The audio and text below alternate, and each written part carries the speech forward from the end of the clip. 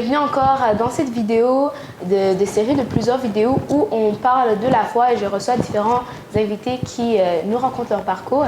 Et aujourd'hui, j'ai ma bonne copine Corinne. Corinne, ça va bien? Oui, toi? Oui, je vais bien, merci. Donc, est-ce que tu pourrais te présenter au public en quelques petits mots, s'il vous plaît? Oui, je m'appelle Corinne Landry, j'ai 22 ans, je suis nouvellement infirmière. Et c'est pas mal ça. Oui, merci beaucoup Corinne d'être avec moi aujourd'hui. Si je voulais te rencontrer pour que tu sois un de mes invités, c'est parce que je te connais, on se connaît depuis le secondaire. Ouais. Ça fait un petit bout et je t'ai vu en fait évoluer dans ton parcours par rapport à ta santé. Et je sais que la période d'adolescence et tout, des fois, c'est pas trop facile. Il se passe plusieurs changements au niveau de notre corps. Et je me rappelle en fait, une fois au secondaire, moi, je suis pas trop athlétique, active. Un jour, tu m'as dit, mais qu'est-ce que ça te tenterait d'aller au gym? Je suis comme, ok, c'est bon, genre, on va y aller. J'ai aimé ça.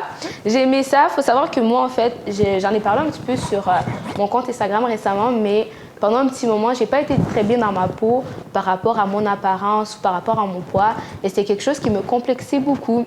Et à l'adolescence, justement, quand tu m'avais invité d'aller au gym, pour moi, je me disais en fait, pourquoi est-ce que je passerais mon temps à aller au gym si je peux jouer avec mes amis, faire des sorties, des activités. Donc, je suis juste allée une fois et je suis jamais retournée. Je suis jamais retournée au secondaire, mais j'avais aimé l'expérience. Et je sais que toi, tu as continué à aller t'entraîner, à aller au gym. Et aujourd'hui, franchement, je ne sais pas si j'aurai une photo, mais il y a vraiment un changement par rapport à ton physique. Et déjà, félicitations d'avoir persévéré. Et je sais que ça n'a pas été facile. Je l'ai vécu, j'ai essayé. Parce que plusieurs années plus tard, j'ai essayé de reprendre ma santé en main pour... parce que moi, je pensais qu'en perdant du poids ou quoi que ce soit, j'allais me sentir bien. Je me suis rendu compte que au final, non. Tout est dans la tête. Tant que tu te sens bien en devant de toi, c'est ce qui est le plus important. Et ça reflète de comment est-ce que tu te vois. Aujourd'hui, je me regarde dans le miroir, je suis comme « Wow, Milka! » Oui. Mais ça m'a pris du temps d'arriver là. Et toi, tu es arrivé en fait à concilier le mental et ton physique pour que ça s'aligne bien. Est-ce que tu peux un peu me parler de ton parcours? Qu'est-ce qui s'est passé en fait? Oui, en fait, toute ma jeunesse, enfance, j'ai fait de la natation au niveau compétitif et je m'entraînais beaucoup, comme au moins 5-6 fois par semaine. Puis en milieu du secondaire, j'ai comme tout arrêté à cause d'une blessure cette année. Fait que ça a fait en sorte que j'ai pris beaucoup de poids rapidement. J'ai passé de 5-6 entraînements à 0 par semaine. Puis au début, ça m'allait, là, puis je m'en rendais compte que je prenais du poids, mais ça me dérangeait pas trop. Mais à un certain moment, j'étais vraiment plus bien, là, puis c'était pas juste physique, là, c'était vraiment dans ma tête, puis j'étais plus bien. Puis c'est là que ça me dérangeait. Puis là, je savais qu'il y avait une composante perte de poids qui embarquait dans mon bien-être parce que, tu sais, je l'ai vu, là, que c'est ma prise de poids qui me rendait comme ça.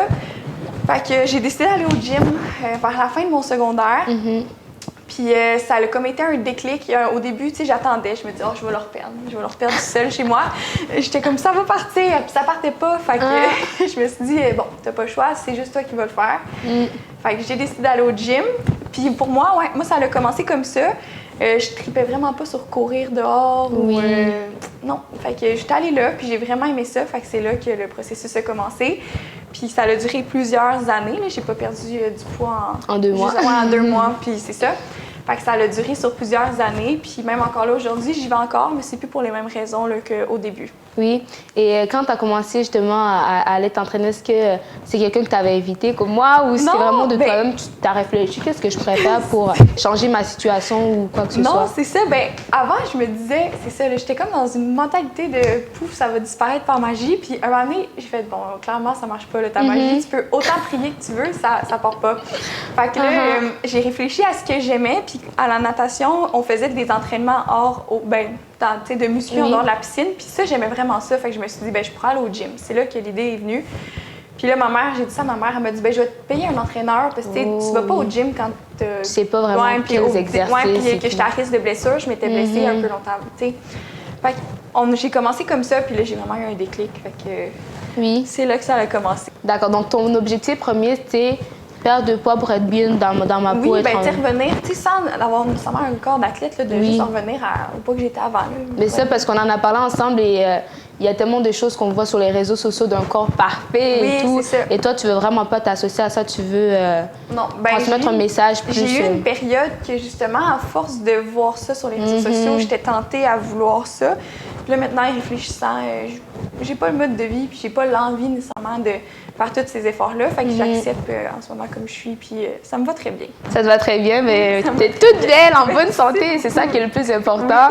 Et justement, le sujet principal d'aujourd'hui, c'est sur la foi. Donc, je voulais savoir, toi, dans ce parcours-là, comment est-ce que la foi est venue intervenir? Ça a dû être un parcours quand même assez rocambolesque. Ça n'a pas été facile. Bien, comme pour moi, la foi dans ce processus-là, c'était vraiment de croire en moi, mais aussi d'avoir confiance en moi. C'est pas nécessairement la même chose. Puis, parce que tu peux croire en quelque chose, mais avoir confiance, je trouve que c'est vraiment différent.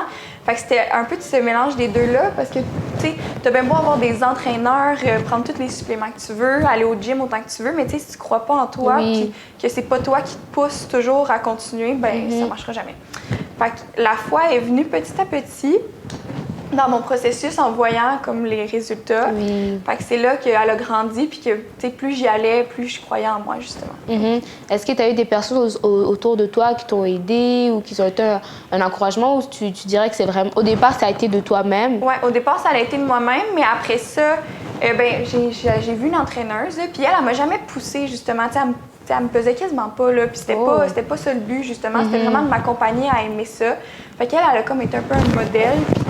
Elle, son idéologie un peu de la santé, c'est vraiment de bouger en s'amusant puis en mangeant bien pour être en santé. Puis ça l'a comme déteint un peu tout le long, là. Je voyais son but dans sa pratique comme kinésiologue, en fait, là, qui était. Puis ça m'a vraiment inspirée là, tout au long.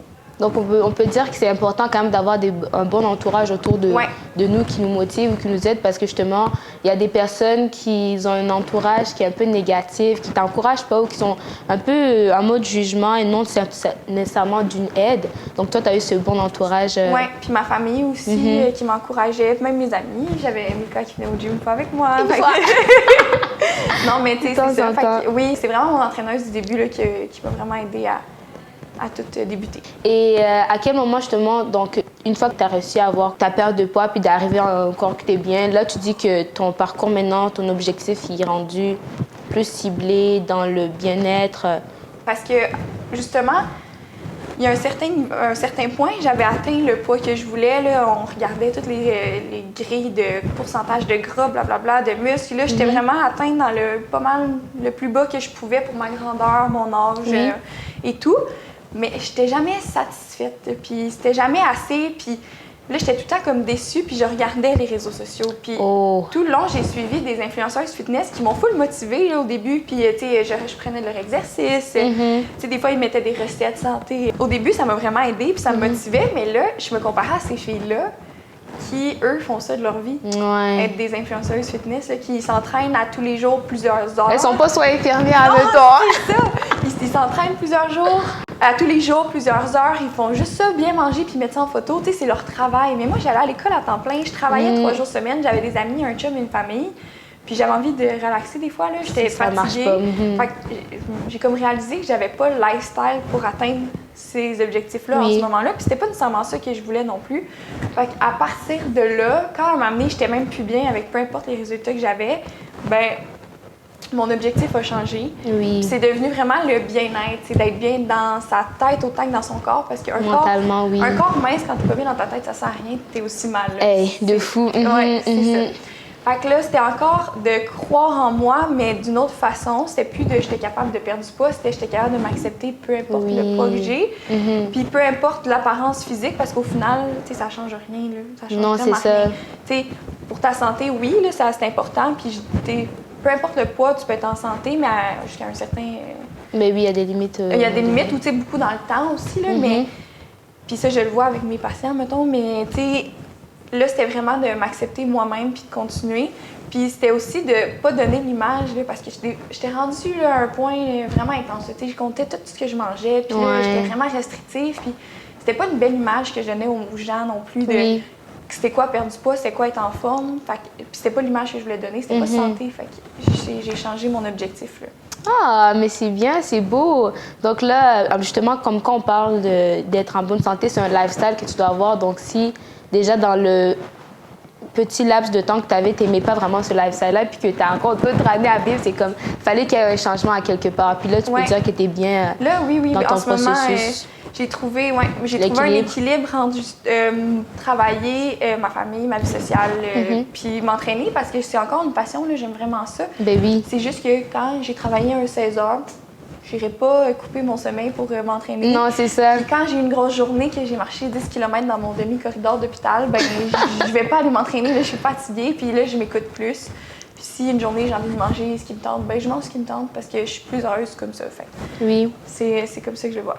Ben avec ce que tu me dis là, en fait, moi, ce que j'en retiens, c'est aussi de ne pas se mettre de la pression, de ne pas se stresser, parce que justement, il y a des personnes qui se donnent un objectif et ils se mettent tellement de la pression, ils se poussent à un moment donné, c'est beaucoup de jus, puis tu n'es même plus bien dans ce processus-là. Donc, il faut que ça se fasse d'une façon saine. Parce que sinon, tu te perds un peu. C'est genre, un conseil, là, ça serait des petits objectifs que je donnerais. Oui, à long terme, ça peut être une montagne là, que tu te donnes comme défi, puis c'est beau, ça, puis c'est correct, mais il faut que tu te le donnes sur plusieurs mois. Être réaliste. Puis ça peut être autant physique que mental. Là, la santé mentale aussi, c'est important, puis c'est long à travailler.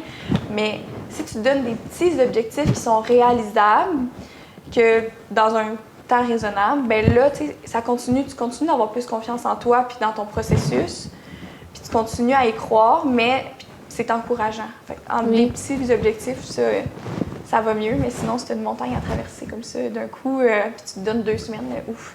Oui. C'est décourageant. J'aime bien ton parcours avec la foi parce que c'est vraiment quelque chose de plus personnel, je pourrais dire. Des fois, on se donne des objectifs comme « Ah, je vais passer un cours » ou « Je vais réaliser ça, je vais partir ci ou partir ça ». Mais comme, c'est quoi le conseil par rapport à ton expérience que tu donneras à une personne qui veut justement s'encourager dans la foi par rapport à son bien-être ou quelque chose qui est plus santé ou plus personnel? Oui, bien, dans le même ordre d'idée que les petits objectifs, c'est de continuer à alimenter la foi qu'on a en soi, puis aussi à ce qui nous entoure dans notre processus, à notre support, là, parce que c'est rare qu'on fait ça toute seule. Puis c'est même pas juste dans la santé, là, ça peut être un objectif justement professionnel ou personnel. Oui.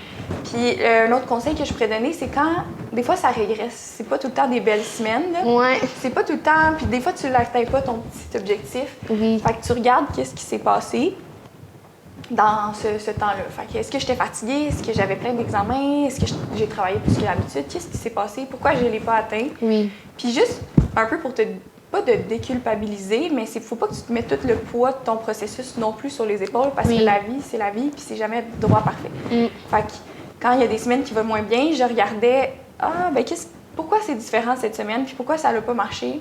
Fait que comme ça, je me sentais moins coupable, puis j'étais plus apte aux autres semaines à dire, bon, quand je sais que j'ai pas le temps, ben là, je me trouvais des solutions, des choses comme ça pour pas reproduire ça. Donc, prendre le temps de réfléchir, puis de pas juste go, let's go, puis t'as pas le temps de te dire, OK, stop, qu'est-ce qui se passe, que je m'en vais. Oui, c'est ça. Puis réfléchir, puis pas juste être déçu de nous, quand dans le fond, c'est peut-être même pas de ta faute. Là, ben oui.